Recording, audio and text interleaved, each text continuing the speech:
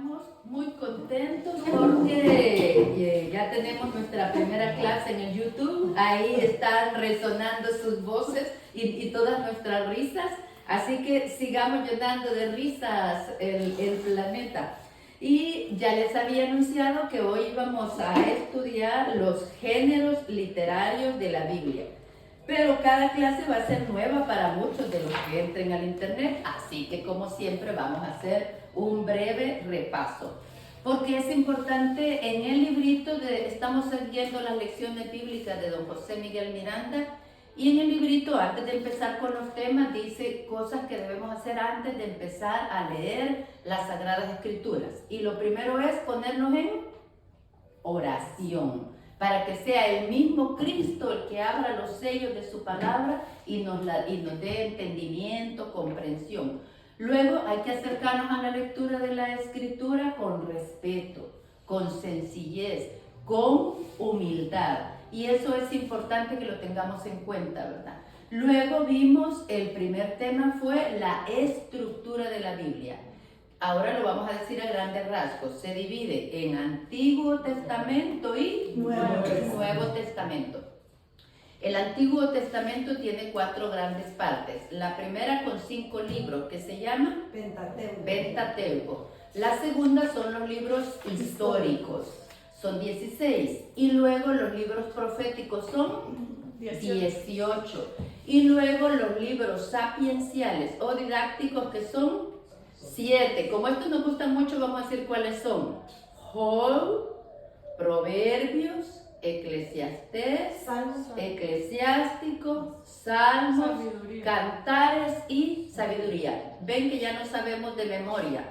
Los 5 del Pentateuco, que son Génesis, Éxodo, Levítico, Números y Deuteronomio.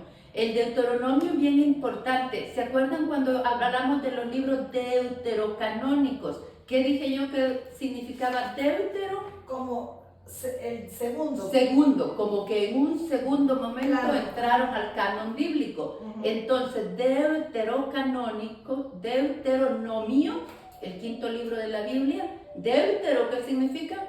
Segundo. Y nomos, ley. Entonces ahí Moisés hace unos discursos haciendo más énfasis en las leyes y como reafirmando. Entonces Deuteronomio también se entiende como una segunda ley, porque son 3 discursos de Moisés, la despedida y la muerte de Moisés, y ahí reafirma la ley. Y el Nuevo Testamento también se divide entre grandes partes. La primera con 5 libros. Sí. ¿Cuáles? Los 4 evangelios de Mateo, Marcos, Lucas, Juan y Hechos de los Apóstoles, que lo escribió San Lucas.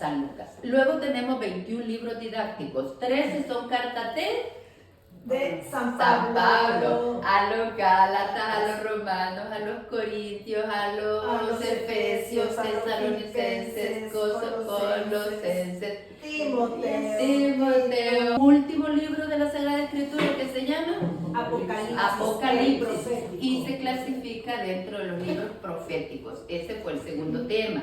Y luego en el tema 3 y en el tema, ese fue el primer tema.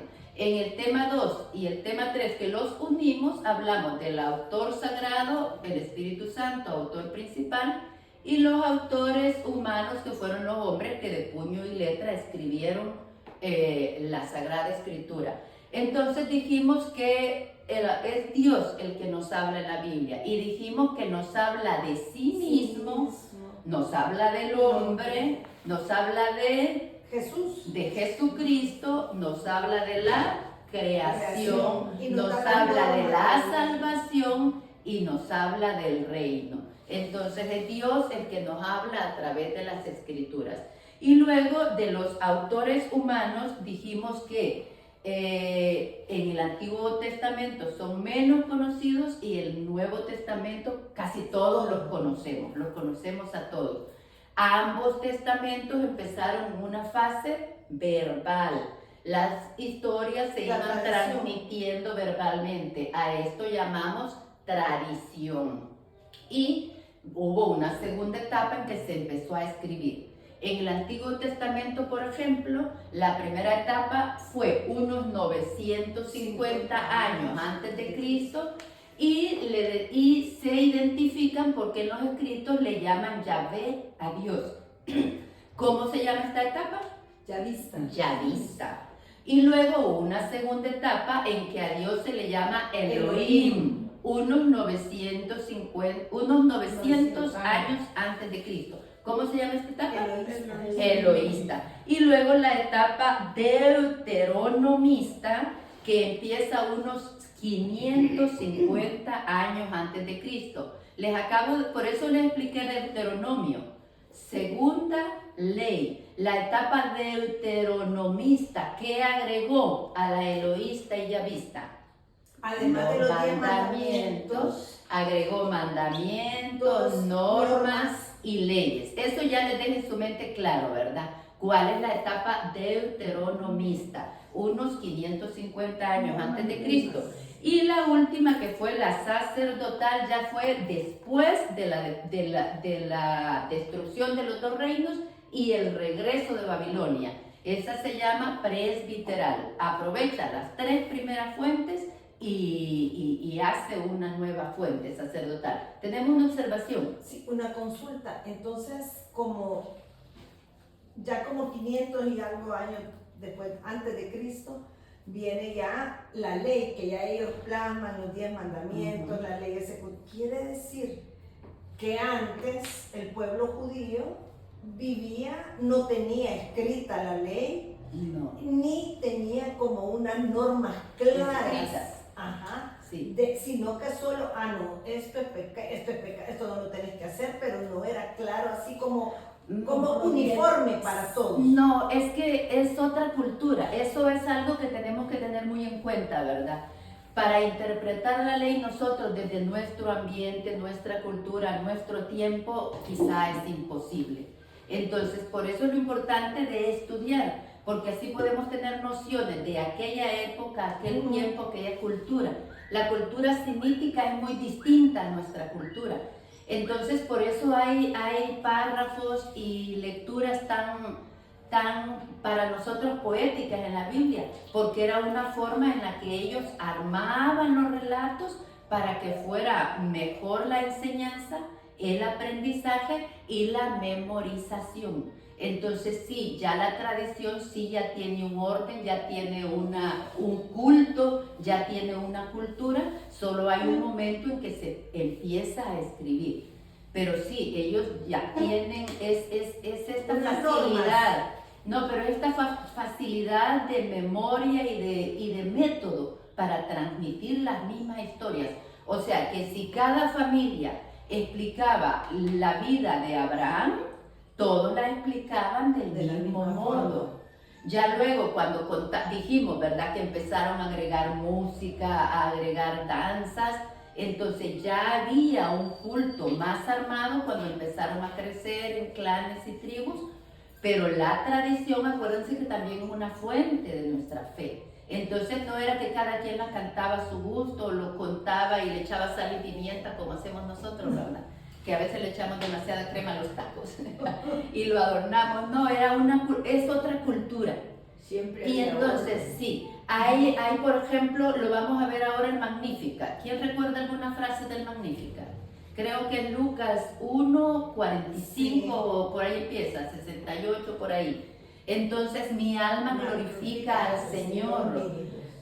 Mi espíritu se alegra en Dios mi Salvador. Esto la Virgen María lo habrá ido meditando todo el camino cuando iba a visitar a su prima Isabel. Ella habrá ido en un gozo que iba armando versos. Entonces era otra época y otra forma de lenguaje que ayudaba a memorizar. Hasta nosotros nos hemos memorizado el Magnificat, pero así como que sin concentración no nos sale del todo. Muy bien, entonces ya tenemos todo el repaso de los 3 temas que hemos avanzado.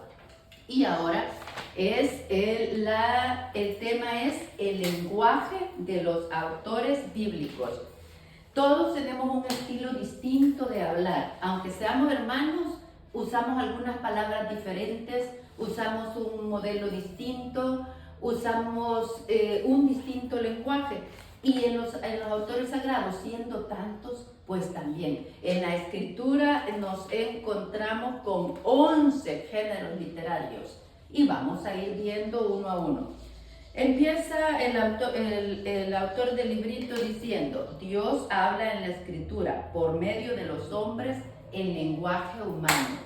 Dios no nos puede hablar en su lenguaje porque no lo comprenderíamos. Así como el maestro trata de hablar en el lenguaje de los alumnos para que entiendan, entonces también Dios tiene que hablar en el lenguaje de los hombres para que le entendamos. Por tanto, el intérprete de la escritura, para conocer lo que Dios quiso comunicarnos, debe estudiar con atención lo que los autores querían decir y lo que Dios quería dar a conocer con dichas palabras, como el espíritu de la lectura, ¿verdad?, de la escritura, el espíritu del mensaje.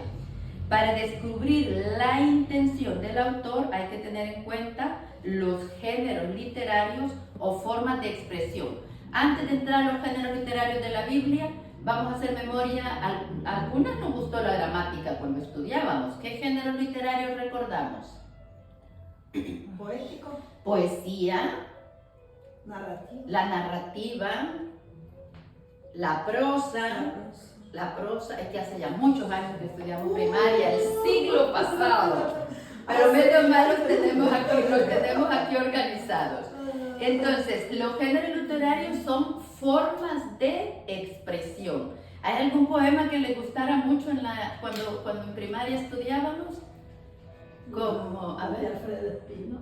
No, pero que nos sepamos algún verso. Vida nada. Eran mares los cañales que yo contemplaba un día. Y mi barca de Mi barca de fantasía bogaba sobre esos esos mares, de don Alfredo Espino, nuestro El mío. poeta salvadoreño. Que lo hacían aprendérnoslo, ¿verdad? No, mi favorito es Ascensión, quien tuviera dos alas para el vuelo. Esta tarde casi la se. Bueno, ya dejamos ahí los comerciales de don Alfredo Espino con su poesía. Muy bien, entonces esos son géneros literarios y es la manera o forma que los distintos autores emplean para relatar una verdad. Si nosotros nos sentáramos allá en el Trifinio, donde se inspiró Ascensión, quizás no escribiríamos tan bello como Alfredo Espino, ¿verdad? Porque pues no dominamos ese género literario y solo 5 minutos al día somos poetas, porque dice el dicho que de médico, poeta y loco todos tenemos un poco, pero el ratito que somos locos en el día no nos alcanza para escribir versos. En fin, en todos estos escritos pueden intervenir modismos, frases, dichos, ambiente, cultura y forma de ser de cada pueblo. Hasta el estado psicológico del autor influye en lo que escribe. Si cuando éramos jóvenes nos daba por escribir, bueno, cuando estábamos tristes escribíamos de un modo, ¿verdad? Y cuando estábamos eufóricos no escribíamos porque no íbamos a la playa. Y si estábamos enamorados. Claro, si estamos enamorados, escribimos de un modo. Si estamos enamorados de un imposible, escribimos de otro modo. Entonces el estado psicológico también. Muy bien, entramos ya entonces. Diversas formas de expresión empleadas en la Biblia. Siendo la Biblia escrita por distintos autores en distintos tiempos y culturas diferentes, podemos suponer que las formas de expresarse serán bien diversas. Y algo que ya mencionamos al principio, nosotros que vivimos a más de 2000 años de distancia de esos escritores, corremos el peligro de interpretar su pensamiento con mucha dificultad e incluso tergiversarlo. Si ustedes se fijan, ya con algunas desde agosto estamos dando estas clases. Si ustedes se fijan, yo trato de ser muy celosa de seguir la fuente. Casi en todas mis clases yo soy muy cuidadosa de seguir la fuente. Así me siento en puerto seguro, no corro el riesgo de tergiversar yo la información, vamos a decir, porque cuando hay temas también de otras áreas. Entonces es bien importante tener la fuente clara Y nosotros tenemos la gran bendición de que cada libro empieza con una introducción muy amplia que nos da nociones de la época, de la cultura, del autor, y luego muchos versículos también están explicados a pie de página. Esto es importante para que nosotros, con esta época loca en que vivimos, no tergiversemos la palabra de Dios. Por eso también es importante que empecemos con oración y con humildad la lectura de la Biblia para evitar ese riesgo de tergiversarla. Y ya tal vez alguna vez les he dicho yo, el propósito no es meternos la Biblia en la cabeza y llenarnos de ideas y de soberbia. El propósito es purificar nuestra vida, nuestro vocabulario, nuestras intenciones, nuestros sentimientos, nuestra fe, y limpiarnos, que la palabra de Dios vaya limpiándonos. Y pues bueno, eso, centrarnos en aquella época cuando vamos a interpretar algún versito que estamos reflexionando. 1. Relatos de historia religiosa. Muchos libros bíblicos, tanto en el Antiguo Testamento como en el Nuevo Testamento, están escritos con el fin de relatarnos la historia de personajes que tuvieron un papel importante y cuyas actitudes eran agradables a Dios, al mismo tiempo que iban labrando la historia del pueblo escogido de Dios. Entre ellos tenemos a personajes importantes Josué. en la Biblia. Josué, tenemos a Josué. Vamos a tratar de centrarnos en, voy a leerlo mejor. Por ejemplo, la vocación de Abraham, la alianza de Dios con su pueblo, la liberación de Egipto, historias religiosas. En todos estos relatos los israelitas ven claramente la mano de Dios que va dirigiendo a su pueblo. Por ejemplo, cuando van huyendo del faraón y Moisés clava la vara, ¿y qué pasa? Se abre el mar. Se abre el mar. Entonces, relatos de historia religiosa. También tenemos la historia de cuando Jacob pelea. ¿Con quién pelea Jacob? Con Dios. Con Dios, ni más ni menos. Y entonces, como vence a Dios, le cambia el nombre y le da por nombre Israel. ¿Y quién es Israel? El padre de las 12 tribus. Y cuando decimos Israel, estamos hablando ya en la tierra prometida, cada tribu con su espacio propio. Entonces, ven, esas son historia religiosa, el primer género literario. Quizá toda la televisión estaba llena de historias religiosas, porque las familias contaban las historias de Moisés, de Jacob, de David, de Isaac e Ismael. Todas esas historias las contaban.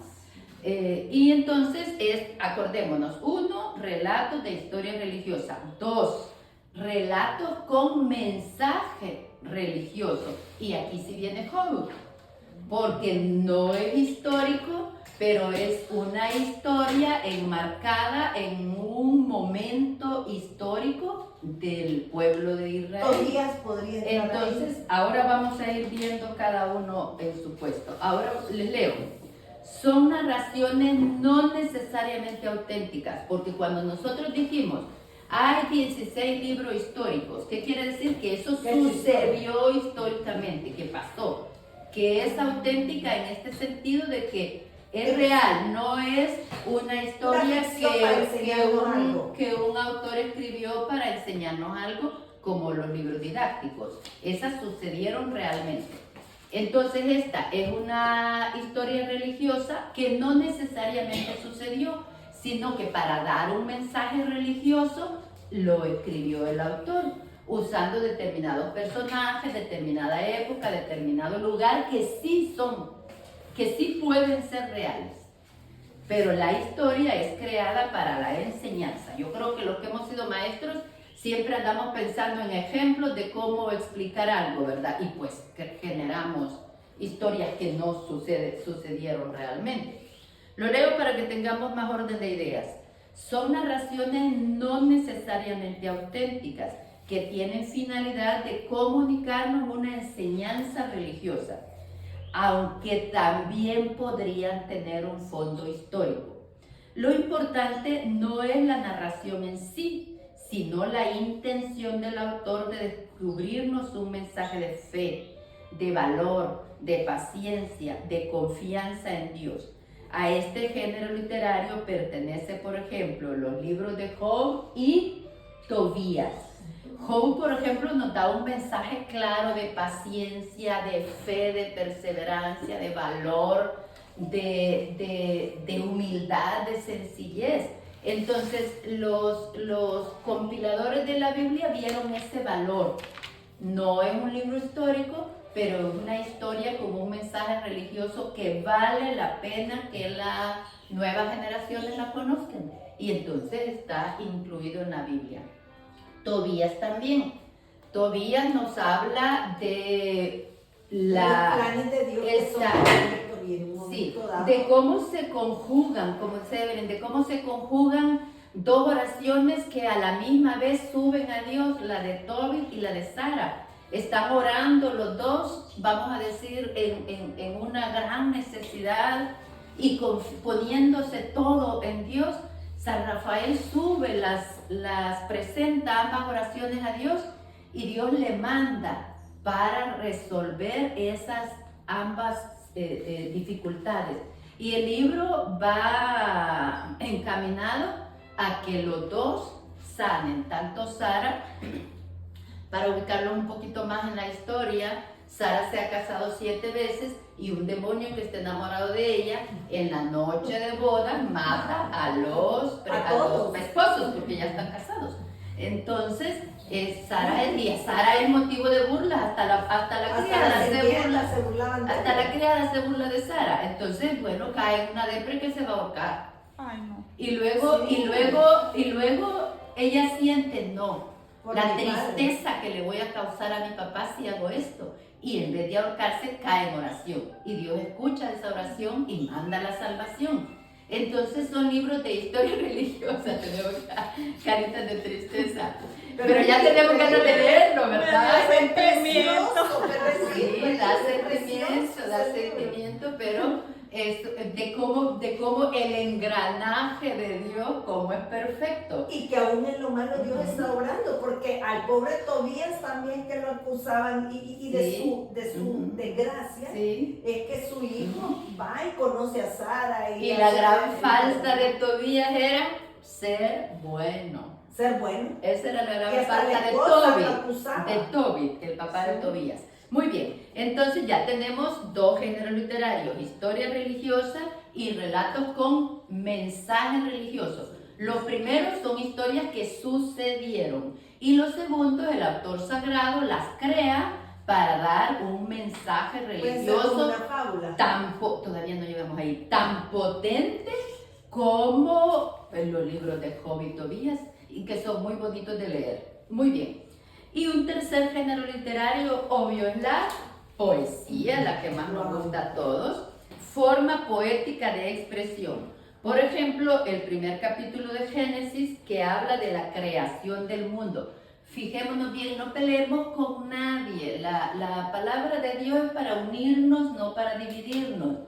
No peleemos con nadie si nos dice, ese es un mito. No es un mito. Entre los géneros literarios, es un poema, pero ven que no está en lo de historia religiosa, no está en la historia de vida religiosa, está entre los poéticos. Con frecuencia la poesía cede su puesto al canto y va unida a él, resultando así un conjunto maravilloso, mucho más cuando suenan al servicio de los cuando al servicio de los dos suenan instrumentos musicales como el órgano, el arpa y otros muchos. A ver, el libro de los que ya estudiamos, de los libros poéticos o sapienciales. Así que ahí tenemos 7 ejemplos, porque se llaman libros sapienciales o poéticos. Y Merceditas nos está diciendo el Cantar de los Cantares. Creo que ahí no nos perdemos, Los ¿verdad? salmos. No es poético, es súper, súper, súper poético. Los salmos y proverbios, todos los libros poéticos, Los como es proféticos. obvio, Digo, los didácticos didácticos. o sapienciales, son de poesía. Y los salmos incluyen música. Ahora, ¿por qué ya no leemos en las iglesias los salmos? Bueno, no siempre. Pues porque ya no tenemos educada nuestra voz, no aprendemos No canto. se canta. Y el canto en el culto debe de ser hermoso, bello, estético. No se debe uno arrancar y que no hay nadie y voy a cantar cualquier cosa. No, porque es una ofrenda a Dios, no le puedo dar cualquier cosa. Si no lo he preparado, pues no tengo que ahí improvisar. Mejor lo leo. Muy bien. Aquí parecen tener su origen los cánticos como el de Moisés, el de Zacarías y el Magnificat. Acabamos de tratar de parafrasear, ¿verdad? El Magnificat. Están en Lucas 1. Hay dos cánticos muy hermosos y vamos a leer aunque sea un poquito. Lucas 1. Cántico de Zacarías. Primero está el de María, 46. Entró en el versículo 40. Entró en la casa de Zacarías y saludó a Isabel. Al oír Isabel su saludo, el niño dio salto en el vientre. Isabel se llenó del Espíritu Santo y exclamó en alta voz: bendita tú eres entre las mujeres y bendito el fruto de tu vientre. Isabel está saludando a María. María dijo entonces: a este himno nos referimos que pertenece al género poético. Proclama mi alma la grandeza del Señor y mi espíritu se alegra en Dios mi Salvador, porque se fijó en su humilde esclava, y desde ahora todas las generaciones me llamarán bienaventurada. El poderoso ha hecho grandes cosas por mí, su nombre es santo. Muestra su misericordia siglo tras siglo a todos aquellos que viven en su presencia. Dio un golpe con todo su poder, deshizo a los soberbios y sus planes, derribó a los poderosos de sus tronos y exaltó a los humildes. Colmó de bienes a los hambrientos y despidió a los ricos con las manos vacías. Socorrió a Israel su siervo, se acordó en su misericordia, como lo había prometido a nuestros padres Abraham y a sus descendientes para siempre. Otro ejemplo del cántico es el de Zacarías, que está en el mismo capítulo 1 de Lucas, versículo 68. Los que hemos tenido hábito de hacer la liturgia de las horas, lo conocemos muy bien porque lo repetimos cada mañana y cada noche. Bendito sea el Señor Dios de Israel. Versículo 68. Bendito sea el Señor Dios de Israel porque ha visitado y redimido a su pueblo. Ahora sale triunfante nuestra salvación en casa de David su siervo, como lo había dicho. Como lo había dicho desde tiempos antiguos por boca de sus santos profetas. Cuando Zacarías recupera la voz, este es el cántico. Y vamos al cuarto. Forma de expresión apocalíptica. Esto como que en nuestra época, ¿verdad? Como que hasta lo oímos con miedo. Ay, no, a mí me da miedo leer el Apocalipsis. ¿No han oído eso? Sí, yo. Sí, bastante. Es muy Así común. que les da miedo el Es muy Apocalipsis, común que porque me hablen habla todo para el de la porque- segunda venida. Y ahora vamos a leer por qué. Apocalipsis, apocalíptica, porque es forma de expresión apocalíptica. Apocalíptica. Esta es la cuarta. Viene de Apocalipsis, es la cuarta. Palabra griega que significa revelación. Qué bonito es ir a la etimología de las palabras, porque hay palabras bien sencillas y bien bonito su significado etimológico, y nos da una gran luz sobre su significado. Viene de la palabra griega, en español significa revelación, en algunas Biblias así se llama libro, revelación. no nos da ideas sobre el fin del mundo. Jesús fue bien claro cuando le preguntaron el fin del mundo. ¿Qué respondió? Que nadie lo sabía, solo el Solo Padre. Dios sabe el día y la hora. Así que no nos está hablando del fin del mundo.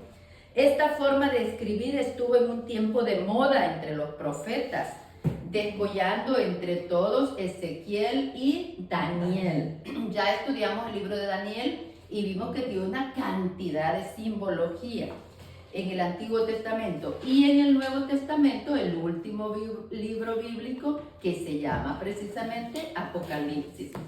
Basta adentrarnos en estos escritos para que nos demos cuenta enseguida que abundan en figuras, signos, revelaciones, símbolos, animales, cuerpos raros, etc., que cuesta mucho entender en este tiempo, pero que llevan un mensaje oculto. Muchas veces estas expresiones apocalípticas van dirigidas contra personajes del tiempo que perseguían las comunidades cristianas. Entonces nosotros podemos entenderlo muy claro, ¿verdad? Si hay un poder que puede ir contra nosotros, vamos a hablar con mucho más cuidado, ocultando el mensaje central, pues para no perecer, como pasaba en la Edad Media, ¿verdad? Incluso el Quijote está escrito en una época que criticaba las religiones de esa época, con un mensaje que si no hemos estudiado el Quijote, si solo lo hemos leído, no nos damos ni cuenta. Si solo leemos como literatura universal de lo mejor que hay y sin ahondar en las expresiones y las frases, ni nos damos cuenta que hace críticas a las religiones monoteológicas, que creen en un solo Dios, monoteístas. Hace muchas críticas y no nos damos cuenta, porque lleva un mensaje oculto. ¿Por qué? Pues para que no lo maten. Y así incluso santos escribían de esta forma para poder seguir escribiendo. ¿Quién entendía el mensaje? Su pueblo sí lo entendía.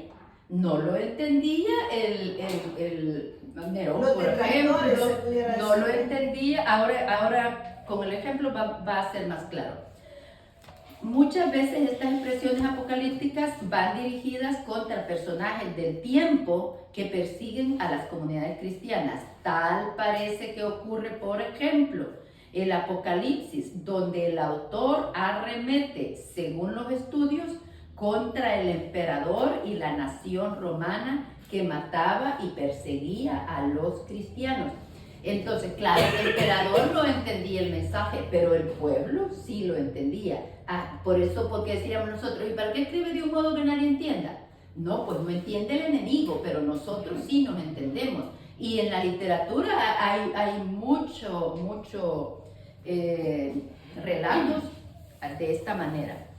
El fatídico y discutido 666 de la bestia figuraría entonces para el emperador Nerón y luego figuró también para Babilonia. Entonces los poderes que los dominaban en cada época, el pueblo de Israel estuvo dominado, acordémonos que leímos a Esther, estaba dominado por Persia, ¿verdad? Entonces antes lo habían dominado los asirios, luego también Babilonia, luego Grecia, luego Roma. Entonces por eso en distintas épocas hay escritos de esta forma, que el pueblo sí lo entendía, pero ahora se me ha olvidado la palabra exacta, pero el poder dominante no lo entendía. Entonces esa es la forma apocalíptica de escribir, como cuando ustedes le escribían al novio en clave para que la mamá no supiera, ¿verdad? No, pues no. Sí, muy bien. Y 5, formas de expresión profética. Los profetas emplean en sus escritos una expresión muy singular Cuando quieren dar fuerza a sus palabras, encabezan poniendo delante, poniendo a Dios delante, como si fuera Él quien hablara al pueblo. Frases como, esto dice el Señor me ha hablado y dice, y otras expresiones similares. Así el llamado a la conversión y a la fe les infundía a los israelitas mucho respeto, no exento de temor, y hacían más caso a los profetas que eran considerados como la voz del Señor. Y creo que sí, ¿verdad? Cuando en la iglesia escuchamos párrafos bíblicos, quizá tenemos en la mente que ya hemos escuchado estas introducciones, ¿verdad? Esto dice el Señor, así ha hablado Dios. Son expresión profética. Y para dar ejemplos tenemos muchos profetas, tenemos 18 libros proféticos. A ver, algunos que nos acordemos: Isaías, Jeremías, Daniel, Malaquías, Jonás, Daniel ya dijimos, Oseas, Miqueas, pero Sansón ahora mismo no sé en qué libro se relata. No quiero adivinar, porque no sé adivinar especialmente, pero sí, no está dentro de los libros proféticos. Debe de estar posterior, pero no vamos a adivinar, luego lo vamos a mencionar en alguna clase. Libros proféticos, también está Joel, Amós, Oseas, Miqueas, Ageo, Zacarías, Malaquías, y en el Nuevo Testamento hay uno. ¿Cuál es? Juan, cuando escribe el Apocalipsis. Muy bien. Expresión profética, ya tenemos claro, ¿verdad? Todos los profetas. Luego, parábolas. 6. Otro género literario, las parábolas. Creo que estas ya las tenemos más controladas, ¿verdad? Esta forma de hablar y comunicar mensajes en la Biblia se llama parábola, a una comparación desarrollada a través de un relato ficticio, expresado con un fin pedagógico. Jesús fue sobre todo quien usó este lenguaje, al punto que dijo Marcos, no hablaba sino en parábolas, y que sin parábolas casi nada hablaba. Y como estas sabemos más, ¿verdad? ¿Cuál es su favorita? de las parábolas. ¿Quién tiene alguna parábola favorita? La del hijo pródigo también. La del hijo pródigo es la más conocida, ¿verdad? Y el hijo pródigo, ¿por qué volvió al papá, al padre? Porque ya no podía con el hambre. Este era de los míos, que con el hambre no negocia. No fue porque el amor se le despertó de pronto por su familia, por su padre, no, ya no pudo con la miseria y dijo, volveré a casa de mi padre y le pediré perdón, le diré que ya no me trate como un hijo, sino como un siervo. Y la parábola, muchos cuando la explican dicen, se debería llamar la parábola del Padre misericordioso, porque el Padre allí representa a Dios y tiene una misericordia completa. ¿Y por qué le habrán salido los dos hijos malos, verdad? Sí, porque el otro es envidioso. Uno le pidió, mira, ya no puedo esperar que te mueras, dame la herencia que me la quiero gastar. Y el otro, cuando vio que el hijo regresó, habiéndose gastado toda la herencia, y lo recibió el padre con los brazos abiertos, él se enojó, también protestó. Entonces le habían salido los dos hijos malos al padre. Pero lo importante es la misericordia con que el Padre nos recibe siempre. Otra parábola. La de los talentos también. La parábola de los talentos. Y aquí me voy a poner yo de ejemplo. Yo considero que tengo un talento, el carisma de la enseñanza. Y por eso es que me dedico a enseñar de gratis, porque Dios, pienso yo, que me va a pedir cuentas de este talento. Entonces yo no puedo decir, bueno, como ya me retiré, ya voy a descansar, voy a ver en Netflix todo el día, que hay una cantidad de buenas series. Entonces, por eso, siento yo que es mi deber enseñar, para hacer producir este talento. Esa es la parábola de los talentos, ¿verdad? Que le dio a uno 10, a otro 5, a otro 1. Al que le dio 10 le entregó 20.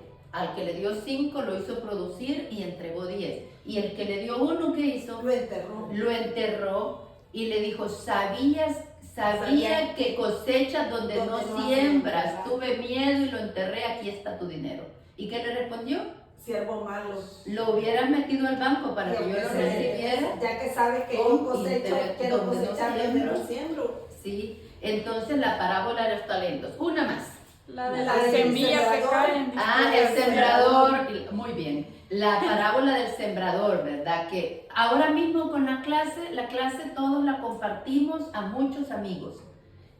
Pero no todos estamos en el momento adecuado para recibirla, para interiorizarla. Entonces una semilla cae en tierra buena y la aprovecha y se hace propósitos y primero Dios, seamos constantes en compartir las clases y seamos constantes en la escritura de la Biblia. Eso sería en tierra buena. Y otra cae en tierra pedregosa. Y entonces rápido se levanta, pero no echa raíces. Entonces viene el sol y la quema. Hay gente pues que se entusiasma y quiere, pero tiene ya algún vicio, por ejemplo, y entonces el vicio lo arrastra rápidamente y se aleja. Entonces esas son otro género literario. Las parábolas, que hay muchas. Muy bien, otro género literario. Esta palabra la dominamos menos. Alegorías. Yo hace mucho no hablo con ella, pero tuve una amiga boliviana que decía, la Biblia solo son alegorías. Hay alegorías, pero también hay otros géneros literarios. Entonces, la alegoría busca representar una idea valiéndose de formas humanas, animales u objetos. Es la forma de explicar conceptos, valiéndose de metáforas. Al ratito vamos a ver cómo es una metáfora. Y es una forma de explicar temas espirituales de modo sencillo y fácil de entender. Y nos vamos a ir al Evangelio de San Juan. Evangelio de San Juan. Estos son ejemplos de alegorías que, con otras palabras, damos a entender una idea espiritual más abstracta. Ya verán qué claro les va a quedar. En Juan 10:11 Jesús dice, yo soy el buen pastor. El buen pastor da la vida por las ovejas, no así el asalariado, que no es el pastor, ni las ovejas son suyas. Cuando el lobo viene, huye. En cambio, el buen pastor se enfrenta al lobo y da la vida por las ovejas. En Juan 10:9, el versículo anterior, dice, en verdad les digo que yo soy la puerta de las ovejas. Todos los que han venido eran ladrones y malhechores, y las ovejas no les hicieron caso. Yo soy la puerta. El que entre por mí estará a salvo. Entrará y saldrá y encontrará alimento. ¿Era puerta, Jesús? Sí, era puerta. ¿Puerta a puerta? Puerta, Puerta, objeto realmente material no. de abrir y cerrar, no. Va, entonces nos estamos dando cuenta, estamos explicando la alegoría, que son formas artísticas de explicar temas espirituales de modo más sencillo, usando ideas figuradamente. Alegoría, de hecho, significa figuradamente. Yo soy la puerta. Y en San Juan me gusta mucho porque San Juan tiene 7 yo soy. ¿Y cuál es la importancia del yo soy? Cuando Moisés le pregunta a Dios, ¿cuál es tu nombre? ¿Qué le responde él? Yo soy. Entonces, por eso, en esa época era clarísimo, ¿verdad? Que si decían yo soy, era Dios. Jesús se estaba mostrando como Dios. ¿Por qué los judíos le acusaron de blasfemo? Porque decía yo soy. Y yo soy es el nombre de Dios. Bueno, en 14, Juan 14:6. Jesús contestó, yo soy el camino, la verdad y la vida. Entonces nosotros nunca debemos pelear por la verdad, porque Jesús es la verdad. Para nosotros la verdad no es una idea, no es un concepto, es una persona. porque Él dijo claramente, yo soy el camino, la verdad y la vida. Porque esto no es un camino donde vamos a ir a pasear. Entonces ven, eso es una alegoría. Y lo voy a decir todos porque a mí me gusta. Y luego, y a ustedes también les va a gustar, Juan 15:1 dice, yo soy la vid verdadera y mi Padre es el labrador. Toda rama que no da fruto en mí, la corta. Y todo sarmiento que da fruto, lo limpia para que dé más fruto. Entonces nosotros a veces que nos hacemos un esfuerzo serio por seguir la palabra de Dios, por seguir una vida moralmente buena, decimos, ay, ¿por qué me pasan estas cosas a mí? Y entonces, claro, porque si estamos creciendo en Él, igual nos va a podar para que demos más fruto. Y luego, creo que ya me salté los otros, pero ya tenemos a Juan 6:35. Dice, yo soy el pan de vida. El que viene a mí nunca tendrá hambre y el que cree en mí nunca tendrá sed. Todos nosotros hemos consumido el pan de vida y yo salgo de la iglesia y voy a cenar, tengo hambre. Entonces nos damos cuenta, ¿verdad? Que es un pan que sacia espiritualmente, que alimenta el alma, pero el estómago vuelve al hambre, ¿verdad? Luego dice Juan 8:12.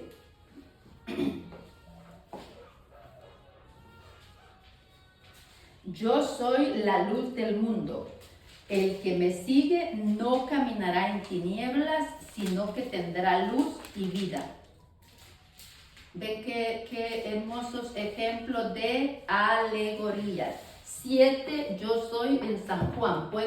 Así lo pueden buscar en YouTube y van a encontrar videos muy chulos de estas alegorías.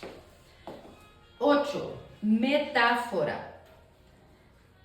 Se da la metáfora cuando se trasladan las palabras del significado propio mediante una comparación con otras de significado impropio.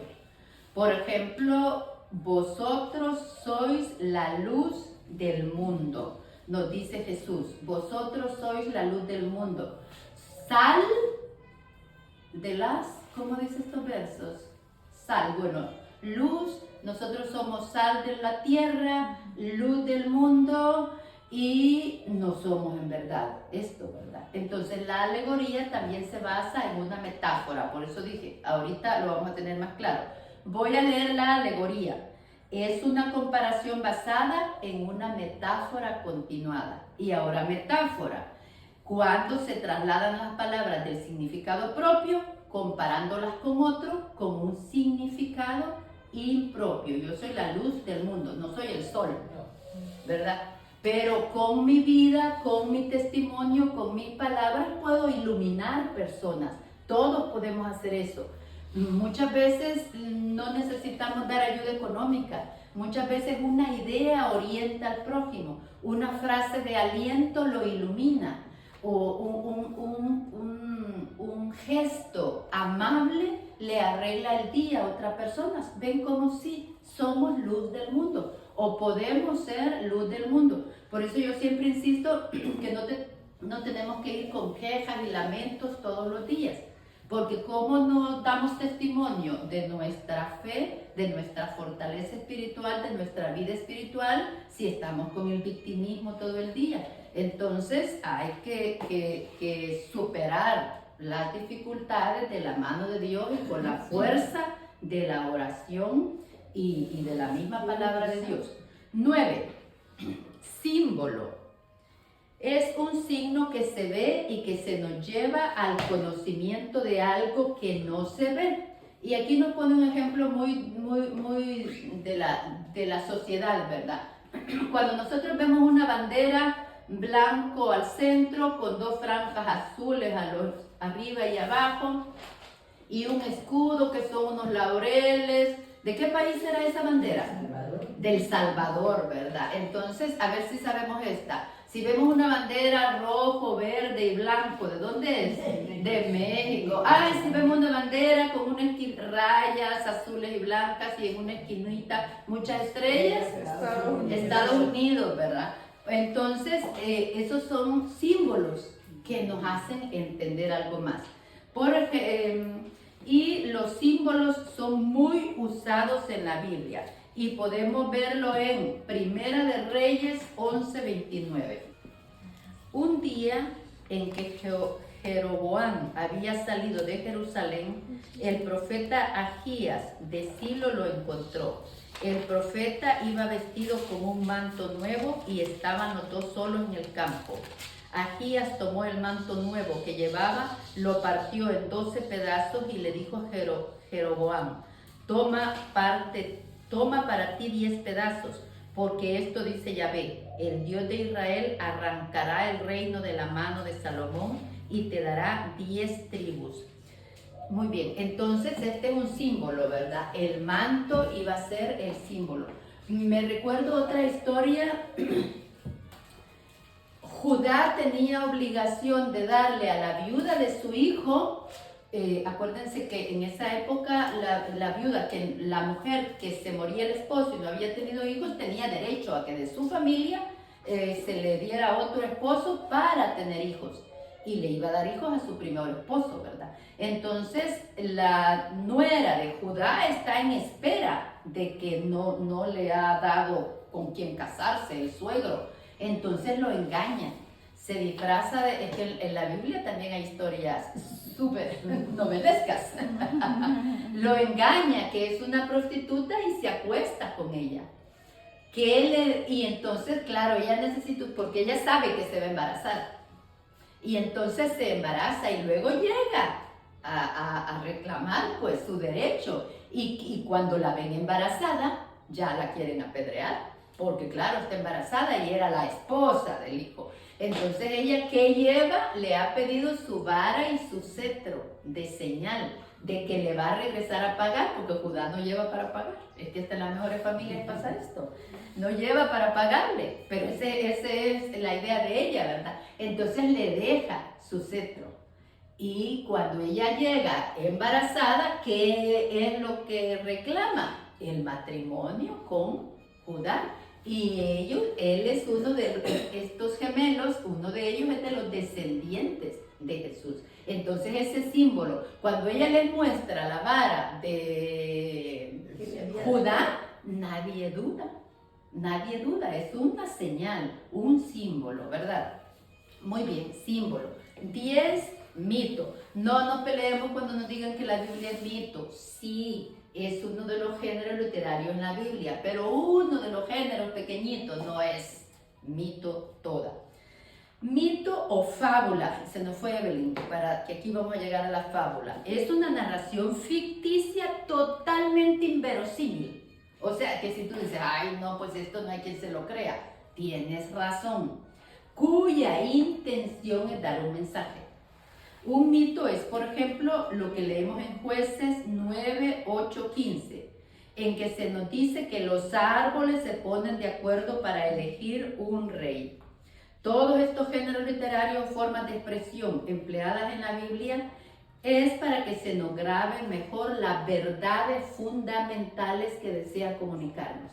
Esa es la prioridad, ¿verdad? Que nosotros podamos entender el mensaje bíblico. Y para eso es que hay distintos géneros literarios. Como ya vi la hora, me voy a ir dando prisa. Y nos falta un género literario muy bonito que ahora ya no se usa. Sí, números simbólicos. Cuando leemos la Biblia, que en una sola batalla contra los filisteos murieron 30,000 infantes israelitas. Cuando se nos dice en Primera de Reyes 20:29 que los hijos de Israel batieron a los arameos 100,000 infantes en un día y otras cantidades similares, nos preguntamos, ¿es posible que estos números haya que entenderlos al pie de la letra? ¿Y qué pensar de los 40 años del desierto y de los 40 días de ayuno de Elías y de Jesús? La respuesta puede estar en esto. La gente antigua, como la de Egipto, Mesopotamia y otros, atribuía a los números poderes mágicos y simbolismos interesantes que los convirtieron en verdaderos protagonistas de la manera de hablar. Los israelitas estaban también contagiados de estas interpretaciones y les daban a los números ciertos significados, de manera que no podemos entender los números bíblicos tal como los entendemos hoy, ya que nuestros números no encierran particulares simbolismos. Así, por ejemplo, para los israelitas el número 2 significaba equilibrio, el 3 significaba perfección, el 7 es muy usual en la Biblia. Caín será vengado 7 veces. Pedro quiere perdonar 7 veces, pero a Cristo no le basta ese número, sino 70 veces 7. Jesús expulsa de la Magdalena 7 demonios. Y el 10 tiene el sentido de lo acabado, del retorno a la unidad. Así son 10 mandamientos, 10 las plagas de Egipto, 10 los insultos que recibió Job. También el 40 designa los años de una generación, tiempo largo cuya duración exacta se desconoce. El número 1000 significa una cantidad muy grande. Dios hace misericordia hasta 1000 generaciones, nos dice Éxodo 26. Para Dios 1000 años son como un día. Y así, los números es el último género literario y los números tenían en esa época otros significados. Si ustedes hoy buscan numerología en el YouTube, difícilmente van a encontrar numerología cristiana, porque ya no se le atribuyen no le atribuimos estos significados a los números. ¿Alguna pregunta? ¿Alguna idea? ¿Qué significaba el 7?